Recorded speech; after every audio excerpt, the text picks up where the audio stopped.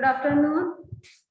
आपण अर्धा धडा शिकला होता अरण्य लिपी. आता आपण त्याच्या पुढचा भाग पाहणार आहे. पान नंबर 29. याच्यावरचा पहिला पॅराग्राफ आपला झालेला होता इथपर्यंत. रुंदीपेक्षा त्याची लांबी जास्त असते. वाघिणीचा जो मागचा पाय असतो त्याचा जेव्हा ठसा पाहिल्यावर असं लक्षात आलं की तिच्या समोरच्या पायापेक्षा मागच्या पायाची रुंदीपेक्षा लांबी जास्त असते. ठीक आहे. नर मादीच्या पावलांचे ठसे जवळजवळ दिसल्यास ते दोघे बरोबर होते असे समजायला हरकत नाही. आपण ते जे ठसे आहे त्याच्यावरून वेगवेगळ्या गोष्टी शिकतो किंवा वेगवेगळ्या प्रकारची माहिती आपल्याला प्राण्यांच्या पावलाच्या ठशांवरून लक्षात येते.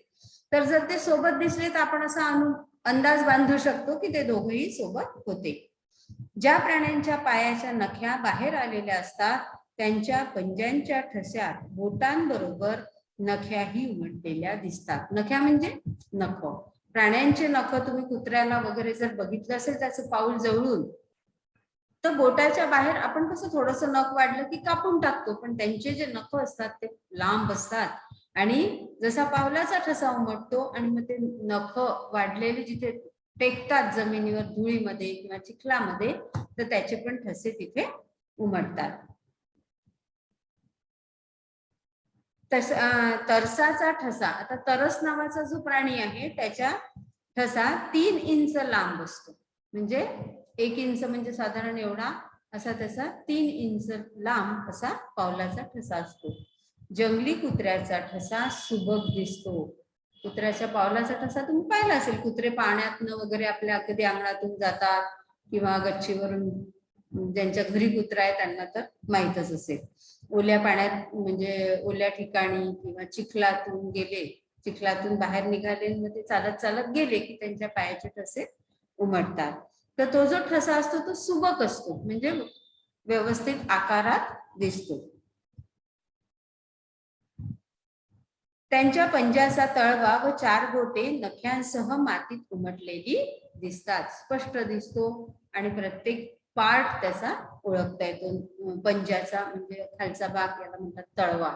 तर असा हा पायाचा जो तळवा असतो तो बोट नख असा व्यवस्थित त्याचा ठसा दिसतो. 4ही बोटात अंतर असते. त्याचे जे 4 बोट असतात त्याच्यामध्ये अंतर असते. तळवा व बोटे यातही अंतर असते. तळवा सांगितलं मी तुम्हाला हा हाताचा तळवा आहे, तसाच पायाचा पण खालचा भाग. तर त्याच्यानंतर बोट आणि त्याचे अंतर असतं त्या बोटांमध्ये आणि तळवा आणि बोट याच्यामध्ये पण आणि प्रत्येक बोटामध्ये पण अंतर असते. अस्वलाच्या पायाचा ठसा माणसाच्या पायाच्या ठशासारखा दिसतो. मी त्या दिवशी तुम्हाला सांगितलं होतं की आपण बाथरूम मधून वगैरे बाहेर येतो, पायावर पाणी घेऊन येतो तेव्हा घरामध्ये किंवा पाय पुसण्यावर जेव्हा आपण पाय ठेवतो तिथे आपल्या ओल्या पायाचा ठसा उमटतो. किंवा तुम्ही स्वतः ओले पाय करा एखाद्या कपड्यावर पाय पुसण्याच्या याच्यावर वगैरे आपल्या पायाचे किंवा फरशीवर ठसा उमटवून बघा. पाऊल पूर्ण उमटत नाही. तुमच्या पाठामध्ये मागच्या पेजवर रंगात बुडवलेल्या पावलांचे ठसे दिलेले आहेत.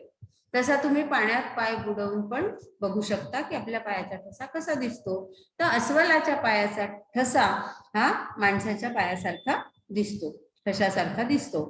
बोटाबरोबर त्याच्या 5ही लांब नख्या ठशात उमटलेल्या दिसतात. जसं आपलं पाऊल आणि पावलानंतर हा तळवा आणि बोट हे जसा पंजाचा ठसा उमटलेला दिसेल तसंच त्याच्या पावलाचा पण ठसा उमटलेला दिसतो. खूर असलेल्या प्राण्यांचे ठसेही पानवठ्यावर मातीत पाहायला मिळतात. खूर माहितीये? खूर गाय बैल त्यांच्या पायाला तुम्ही जर बारीक निरीक्षण केलं तर दिसत असा एवढ्या उंचीचा असा काळ्या रंगाचा पूर्ण ते खूर असतो. कडक भाग असतो तो. मासल भाग त्याच्यामध्ये आतमध्ये असतो पण वरून असं टणक असते म्हणून त्यांना चप्पल घालावी लागत नाही. माहिती ना, आपण जर असं काट्या कुट्यातून चालत राहिलो तर आपल्या पायाला त्रास होईल. पण ज्या प्राण्यांच्या पायाला खुर असतात त्यांना तो तसा त्रास होत नाही कारण ते टणक भाग असतो तो खालचा. पण ओल्या मातीमध्ये ते जेव्हा रुतल्या जातात तेव्हा असे 2 मध्ये गॅप आणि असा गोल असा ठसा उमटलेला दिसतो. ओलसर मातीत वा कोरड्या मातीत ठसे चांगले दिसतात. त्याच्यावरून कळतं की कुठला प्राणी इथून गेलेला आहे. चिखलात खोल पाय रुतत असल्याने ठसे पूर्णपणे दिसत नाहीत. खूप चिखल आहे अशा वेळेस तो पाय ठेवल्यावर त्यांच्या वजनाने तो ते पाऊल आतमध्ये चांगलं रोवल्या जाते आणि मग आजूबाजूचा चिखल तिथे येतो, त्यामुळे तेवढं चांगलं पाऊल किंवा पावलाचा ठसा दिसत नाही. पण कोरड्या मातीवर किंवा कमी ओली माती, जर चिखल नाही ओली माती जिथे असेल तिथे त्यांच्या पावलांचे ठसे आपल्याला दिसतात. गव्याच्या खुरांचा ठसा मोठा असतो. गवा हा पण एक जंगली म्हशीसारखाच प्राणी आहे. त्याच्या पावलाचा ठसा मोठा असतो. तो 6 इंच भरतो. 6 इंच म्हणजे एक पूर्ण भीत. आपली मोठ्या माणसांची जी भीत असते ही 6 इंचाची, कमी जास्त एखादा सेंटीमीटर, पण 6 इंचाची असते. तर तो त्याचा जो ठसा असतो तो 6 इंच भरतो. पाळीव गुरांच्या खुरासारखा दिसतो. आणि तो जंगली प्राणी आणि हे पाळीव प्राणी जे आहे गाय बैल म्हैस यांच्याच ठशासारखा तो दिसतो, खुरासारखा. त्याला पण खुर असतात. हरणाच्या खुरांचा ठसा लहान असतो. हरणाचे पाय बारीक असतात त्यामुळे त्याचा असा छोटासा ठसा तुम्हाला दिसतो. त्याच्या खुरांच्या 2 अर्धवर्तुळाकार भागाच्या खुणा जवळजवळ दिसतात. त्याच्या पावलांमधलं एक वैशिष्ट्य म्हणजे अर्धवर्तुळाकार असे चिन्ह दिसतात. अर्धवर्तुळाकार म्हणजे माहिती आहे तुम्हाला, गोल राऊंड त्याला कट केलं की एक सरळ भाग आणि अर्ध गोल, तसा ठसा त्यांचा दिसतो हरणाच्या खुरांचा. सांबर, बारशिंगा, बैशिंगा, बहुशिंगा, चिंकारा व काळवीट यांच्या खुरांचे ठसे कमी जास्त आकाराचे असतात. आता हे सगळे हरणाच्याच जातीतले सगळे हे प्राणी आहेत. बघा आता इथे कोणकोणते प्राणी दिलेले आहेत. सांबर, बिबळ्या हा एक वाघाचा प्रकार. तरस कोल्ह्या जमातीतला म्हणजे कुत्र्यासारखा थोडाफार इथे जे दिलाय ना तरसाचा ठसा, तर हा थोडा कुत्र्यासारखा दिसणारा कोल्ह्यासारखा दिसणारा प्राणी असतो. गवा जंगली रेडा, मी तुम्हाला सांगितलं म्हशीसारखा. रेडा म्हशीपेक्षा थोडा मोठा तसा असतो रानगवा किंवा जंगली रेडा म्हणजे गवा. सांबर वेड्या वाकड्या शिंगाचे हरिणच, म्हणजे जात ती हरणाचीच, शिंग त्याचे थोडे वेडेवाकडे असतात. बारशिंगा, बहुशिंगा आणि चिंकारा हरणाचीच एक जात आहे. साधारण हरणासारखेच दिसणारे, थोड्याफार शिंगांमध्ये फरक, उंचीमध्ये फरक असे हे प्राणी असतात. आणि भेकर ही सुद्धा एक हरणाचीच जात आहे. हे सगळे ठसे कमी जास्त आकाराचे असतात. खूप मोठा असेल जो प्राणी त्याचे थोडा मोठा पावलाचा खूण येईल, पण सगळे हरणाच्या कॅटेगरीतले, हरणाच्याच गटातले प्राणी असतात. भेकराच्या खुराचा ठसा अवघ्या 1 ते 1.25 इंच असतो. म्हणजे त्याचा पाय किती बारीक असेल, 1 इंच म्हणजे एवढं 2 कांडे, तर तसं ते थोडस त्याच्यापेक्षा जास्त असा त्याच्या पावलाचा ठसा असतो भेकराच्या. भेकर हा प्राणी सुद्धा हरणाच्याच गटातला आहे. एकंदरीत वन्य प्राण्यांच्या ठशावरून आपल्याला प्राण्यांची बरीच माहिती मिळते. आता त्या ठसांची जर दिशा, आता कोणकोणती माहिती मिळते की त्या पावलांवर ठसे उमटले, ते जर ओले असतील किंवा ओल्या मातीत ठसे असतील तर ते पाणवठ्यावर पाणी प्यायला आले होते. तिथून उलट्या दिशेने जाणारे असतील तर पाणी पिऊन वापस गेलेले. तुम्ही जर अधेमध्ये कुठे असाल तर तुम्ही त्या ठसेंना बघून तुम्हाला कळेल की कोणता प्राणी कोणत्या दिशेला गेलेला आहे. पाणवठ्याच्या दिशेला गेलाय, जंगलात गेलेला आहे, की त्यांचा जिथे त्यांचं साधारण वास्तव्य असते, कळप असतात, तिथे गेलेला आहे ते तुम्हाला कळते. यावरून प्राणी कोणत्या दिशेला गेला ते कळते. काही प्राण्यांच्या ठसावरून तो नर होता की मादी होती हे पण समजते. एक तर दिशा कळते, दुसरी गोष्ट नर मादी होती का हे कळते. पहा आता, चालताना त्यांच्या मागचा पाय पुढच्या पायाच्या ठसावर पडत असतो. पहिल्यांदा जेव्हा ते पाय टाकतात आणि मग मागचा पाय येतो तर तो बरोबर पहिल्या समोरच्या 2 पायांच्या ठशांवर मागचे 2 पाय पुढे जाताना त्यांचे येतात. त्यामुळे एकच ठसा उमटलेला दिसतो. तो ठसा कसा होईल, पहिला मोडून जातो, दुसरा मागच्या पायाचा ठसा त्याच्यावर उमटतो. त्यामुळे तो एकच ठसा दिसतो. परंतु पळताना मागील व पुढील दोन्ही पायाचे ठसे दिसतात. जेव्हा ते धावतात तेव्हा एकावर एक पाय नाही पडत, कारण ते वेगात धावत असतात. त्यामुळे थोड्याफार फरकाने ते कमी जास्त ठसे दिसतात. यावरून एक मिनिट. परंतु पळताना मागील व पुढील दोन्ही पायांचे ठसे दिसतात. यावरून तो चालत गेला की पळत गेला ते कळते. कोणत्या दिशेला गेला हे पण कळते, नर होता की मादी होती हे पण कळते, आणि अजून एक गोष्ट कळते त्यातली की ती म्हणजे तो कोणत्या दिशेला गेला, चालत गेला की पळत गेला. चालत गेला असेल तर एकच ठसा दिसेल, पळत गेला असेल तर एकामागे एक दोन ठसे दिसतील. आणि अजून एक गोष्ट लक्षात येते की जेवढा स्पीड जास्त, जेवढा वेगात धावला तेवढा दोन पायांमधलं अंतर कमी होते. जर हळूहळू गेला असेल धावत धावत तर थोड्या अंतरावर दोन पाय दिसतील. अगदी चालत गेला असेल तर पावलांचे एकच ठसे दिसणार आहे, कारण समोरच्या पावलावर मागच्या पावलांचं पावलं पडतात, त्यामुळे एकच ठसा दिसतो. पाहता दोन्ही पायांच्या ठशांमधील अंतर जेवढे कमी तेवढा तो वेगात पळत गेला असे समजायचं. त्या दोन पावलांमध्ये जर अंतर कमी असेल तर असं समजायचं की तो प्राणी जोरात धावत गेला. वन्य प्राण्यांच्या ठस्यांचे निरीक्षण करणे मजेशीर असते. आता या ज्या व्यक्तीला याच्यामध्ये इंटरेस्ट आहे किंवा आवड आहे ते बघण्याची, त्यावेळेस तो त्याचं इतकं बारकाईने निरीक्षण करतो आणि मग त्याच्यातून त्या वेगवेगळ्या गोष्टी तो शोधून काढतो की खरंच हा प्राणी चालत गेल्यावर त्याचे पंजे कसे ठसे कसे उमटत असतील, वेगात गेल्यावर कसे उमटत असतील, थोडा धावत गेला असेल तर त्याच्यावरून जखमी प्राणी पण लक्षात येतात. त्याच्या पायाला जर जखम झालेली असेल तर मग ते खूर कसं घासत जातं, पूर्ण पाऊल टेकवता येत नाही त्याला. मग ह्या सगळ्या गोष्टींचा अभ्यास जंगलामध्ये प्राण्यांचे जे पायाचे ठसे असतात त्याच्यावरून केला जातो. ज्यांना त्याची आवड असते ते महिनोंगणती ते निरीक्षण करत राहतात आणि मग ते शोध लावतात की असं चिन्ह असेल, असा ठसा असेल तर त्याच्यावरून काय ओळखायचं.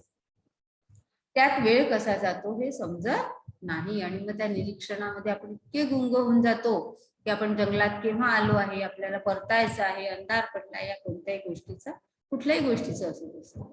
ज्याच्यात आपल्याला खूप इंटरेस्ट आहे, खूप आवड आहे, रस आहे, ती गोष्ट करायला आवडते, अशी गोष्ट करताना आपल्याला आजूबाजूचं कशाचंच भान राहत नाही. पण आता उदाहरणार्थ टीव्ही पाहत असाल तुम्ही, मोबाईल पाहत असाल, आजूबाजू तुम्ही त्यात तल्लीन होऊन जाता. आजूबाजूला कोण काय बोलते काय नाही याच्याकडे तुमचं लक्ष नसेल, कारण तुम्ही तल्लीन होऊन एकाग्र मनाने ती गोष्ट करता. बरोबर आहे. तेच तुम्हाला अभ्यासाला बसवलं की तुमचे बहाणे सुरू होतात. तुम्ही इथे बोलू नका, तुमच्या आवाजामुळे माझं लक्ष लागत नाही, मला वाचलेलं समजत नाही, मला लिहिताना त्रास होतो, ज्यांना छोटे बहीण भाऊ आहेत ते त्यांना आपल्या जवळ बसू देत नाही, आई हा मला त्रास देतो अभ्यास करताना.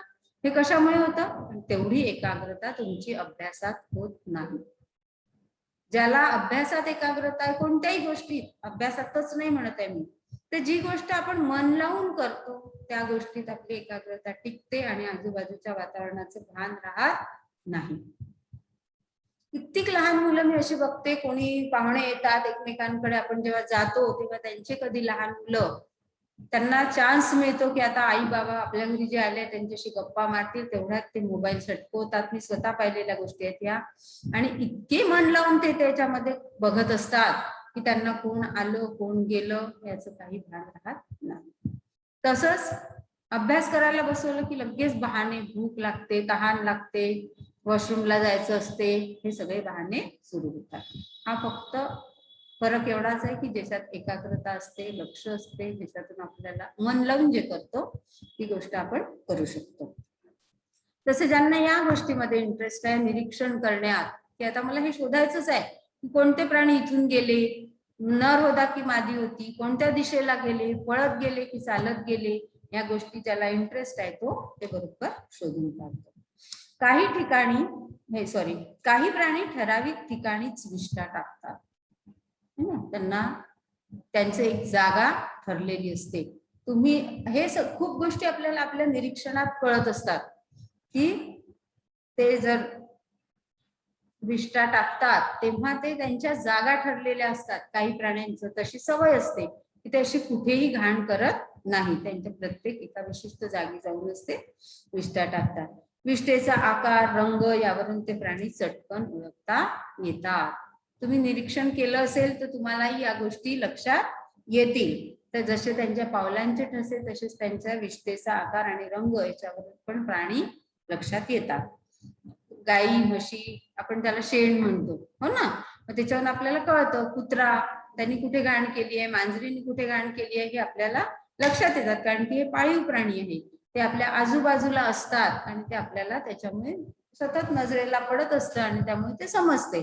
तसंच जंगली प्राण्यांचा आपण जे अभ्यास करत असतात त्यांना जंगली प्राण्यांचे जसे पावलांच्या ठस्यांवरून कळतात तसेच त्यांच्या विष्ठेवरून पण ते ओळखू शकतात. जंगलातून फिरताना आपल्याला अनेक आवाज ऐकू येतात. उंच उंच गवतातून पाण्याकडे येणारे हिंस्र प्राणी पाहून पक्षी मोठ्याने आवाज करत उंच उडतात. काय करतात पक्षी, की जर मोठा प्राणी येताना दिसला तर ते आवाज करतात, विशिष्ट प्रकारचा आवाज करतात आणि मग आपल्याला म्हणजे त्यांनाच दुसऱ्या पक्ष्यांना हे कळते की खूप मोठे मोठे प्राणी आता गवतातून येत आहेत. आपण ह्या गोष्टी अजून एका धड्यामध्ये बघितल्या होत्या. प्राण्यांचा आवाज देण्याची पद्धत, संदेश पोहोचवण्याची पद्धत, आठवत असेल तर आठवत आहे का? याच्या आधीचा धडा आपण पाहिला होता मुंग्यांच्या जगात, हो ना, 5वा. त्याच्यामध्ये मुंग्या संदेश वहनाचं काम कसं करतात, अन्न साठा कुठे आहे हे आपल्या साथीदारांना सांगण्याचं काम कसं करतात हे आपण बघितलं. तसंच जंगलामध्ये पण असते. वन्य प्राण्या ते एकमेकांना बरोबर वेगवेगळे आवाज काढून सूचित करत असतात. शिकारी आल्याचं किंवा लहान प्राणी मोठा प्राणी आल्याचं, तसं ते एकमेकांना वेगवेगळे आवाज काढून किंवा त्यांच्या ज्या काही पद्धती आहेत त्याच्यावरून ते सांगतात. तर शिकार होणारे प्राणी जसे हरिण, सांबर व काळवीट मोठ्या आवाजात ओरडत धोक्याची सूचना देतात. हे जे प्राणी असतात ते ओरडतात, मोठमोठ्याने वेगळ्या आवाजात ओरडतात आणि शिकार होणार आहे व प्राण्याची हे त्यांच्या लक्षात येते आणि ते ओरडून धोक्याची सूचना देतात. वन्य प्राण्यांच्या पावलांचे ठसे, शिकार करण्याची पद्धत, विष्ठा व झाडाझुडपांवरील त्यांच्या नख्यांच्या खुणा, दातांच्या खुणा त्यांचे विविध आवाज यावरून त्यांची आपल्याला ओळख होते. ही एक प्रकारची अरण्य लिपीच होय. कर्सिव्ह लिहिता की नाही तुम्ही? ज्यांना वाचता येते त्यांनाच वाचता येते, नाही तर कोणालाही वाचता येत नाही, कारण की ते स्ट्रोक वेगवेगळे असतात. जो शिकलाय त्याला वाचता येतं. तसंच हे पण आहे. खूप खुणा दिसतात. लिपी जी आहे ती खुणाच असतात त्या एक प्रकारच्या. ओल्या मातीतल्या, झाडाझुडपांवरच्या, ते जेव्हा काही खातात, जे काही शाकाहारी प्राणी आहे, प्राणी मारतात त्यांच्या दाताचे ठसे, हो ना, पंजाचे ठसे, ही सगळी एक प्रकारची लिपीच आहे. तर याच्यावरून जे अभ्यास करतात आहे त्यांना त्याच्यातून वेगवेगळ्या गोष्टी समजतात आणि ते ओळखू शकतात. आणि हीच एक अरण्य लिपी आहे, फक्त ती आपल्याला वाचता यायला पाहिजे. आता जुन्या काळामध्ये कर्सिव्ह रायटिंग कोणीच लिहित नव्हतं, साधं लिहायचं. आम्ही जेव्हा शिकलो तेव्हा आम्ही पण ABCD अँड लिहायचं, AND असं लिहायचं. आता तुम्ही एक वेगळं असं हे काढता, तर ते ज्याला वाचता येते, जो शिकलेला आहे, आजकाल सगळे शिकलेले आहेत, पण खूप असे मुलं असतात ज्यांनी लिपी नसते शिकलेली, मग त्यांना ते वाचायला त्रास होतो. तसे ही जंगलातली लिपी आपण शिकलेलो नाहीये, पण हळूहळू तुम्ही जर ते निरीक्षण करत राहिले तर तुम्हाला त्या गोष्टी लक्षात येतील. तर ही पण एक प्रकारची लिपीच आहे. जंगल वाचनाचा आपल्याला छंद लागला की डोळ्यांनी, कानांनी, नाकाने आपण प्राण्यांच्या अनेक गोष्टी जाणतो. काही बघून, काही वासावरून, काही आवाजावरून आपल्याला त्या प्राण्यांच्या विषयीच्या गोष्टी लक्षात येतात. प्राण्यांचे आवाज, पायांचे ठसे, वास आपल्याला प्राण्यांच्या जगाशी एकरूप करतात. या वेगवेगळ्या गोष्टींमुळे प्राणी जगाशी आपण एकरूप होऊ शकतो. ओढा, नदीकाठ, माळरान, डोंगरदऱ्या, ओहळ, झाडे झुडपे या सगळ्यांशी जवळीक निर्माण होते. असं कुठल्याही गोष्टीच आहे, ज्या गोष्टीचा तुम्ही जेवढा अभ्यास कराल तेवढा त्याच्यात तुम्ही खोल जाल, त्याच्यातले बारकावे तुम्हाला समजतील. विषयांचं पण असंच असतं. भाषा शिकायची आहे तर तुम्हाला आधी बेसिक मात्रा, मग जोडाक्षर, हे सगळं एकदा झालं आपण त्या बेसनीच पहिल्या वर्गापासून घेत असतो. आणि मग पुढे तुम्हाला वाक्य वाचता येतात, पॅरेग्राफ वाचता येतात, त्याचा अर्थ स्वतः समजून घेता येतो. हे का बरं? कारण की आपण दर वर्गामध्ये त्या भाषेतले बारकावे जास्त प्रमाणात शिकत असतो. तसंच जंगलातलं पण आहे.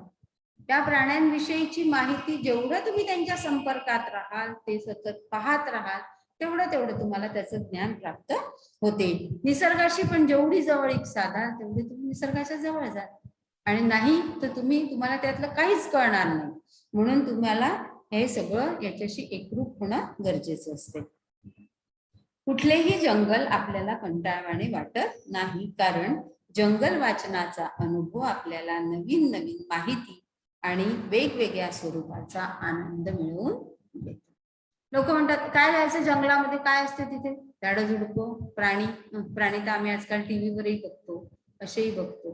पण हे जे बारकावे आहेत, हे बारकावे आपल्याला टीव्हीवरून अभ्यासता येणार नाही. त्याच्यासाठी आपल्याला प्रत्यक्ष जंगलात जाऊन तिथे कसे त्यांचे ठसे उमटलेले आहेत किंवा कसा त्यांचा वावर आहे, हे जोपर्यंत तुम्ही निरीक्षण करत नाही प्रत्यक्ष, तोपर्यंत ते बारकावे तुम्हाला समजणार नाही. आता आपण वाचून बऱ्याच गोष्टी समजलेल्या आहेत, पण जेवढे तुम्ही निसर्गाच्या सोबत राहाल, त्याच्या संपर्कात राहाल, तेवढं निसर्गाविषयीचं ज्ञान, तर निसर्ग तुमच्या समोर उघडा होतो.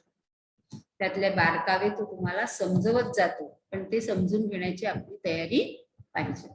ठीक आहे, पाठ समजलेला आहे. एकदा मन लावून पुन्हा वाचायचं आहे, म्हणजे तुम्हाला वाचून, मी नेहमी सांगते, मी तर एक्सप्लेन करते ते पण समजतं, पण स्वतः वाचून समजलं पाहिजे की काय आहे, कसं हे लक्षात आलं पाहिजे आपलं. म्हणून लक्षपूर्वक वाचा.